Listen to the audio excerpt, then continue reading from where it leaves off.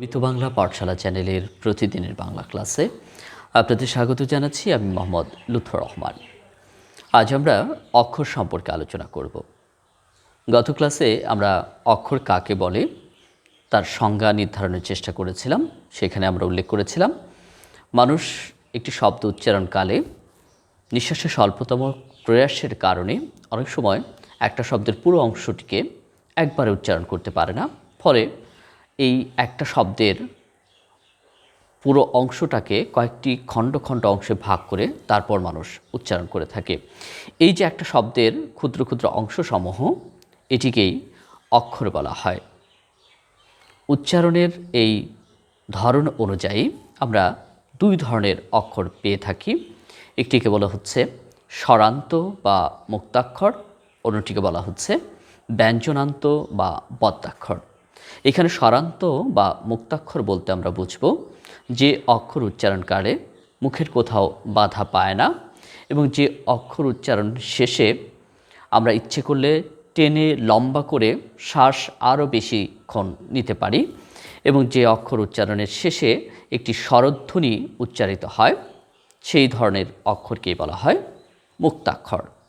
এটিকে ইংরেজিতে ওপেন সিলেবলও বলে থাকে অনেকে। বদ্যাক্ষর বা ব্যঞ্জনান্ত অক্ষর দ্বিতীয়টি। এই বদ্যাক্ষর বা ব্যঞ্জনান্তর অক্ষর বলতে আমরা বুঝব যে অক্ষর উচ্চারণকালে মুখের বাধা পাবে এবং টেনে লম্বা করে এই অক্ষরের শেষে আর শ্বাস নেওয়া যাবে না, মুখ আটকে যাবে। অর্থাৎ বদ্যাক্ষর হচ্ছে সেই অক্ষর যে অক্ষর উচ্চারণ করলে মুখ আটকে যাবে, ইচ্ছে মতো টেনে লম্বা করে শ্বাস গ্রহণ করা যাবে না, সেই ধরনের অক্ষর। এবং এ ধরনের অক্ষরের শেষে উচ্চারণকালে লক্ষ্য করা যায় একটি ব্যঞ্জন ধ্বনির মতো উচ্চারণ আমরা লক্ষ্য করি। এই ধরনের উচ্চারণকে আমরা বলছি বদ্যাক্ষর বা ব্যঞ্জনান্ত অক্ষর। আমরা যদি একটি শব্দ নিয়ে গবেষণা করি তাহলে দেখতে পাই সেই শব্দের মাঝখানে কিছু মুক্তাক্ষর রয়েছে এবং কিছু বদ্যাক্ষর রয়েছে।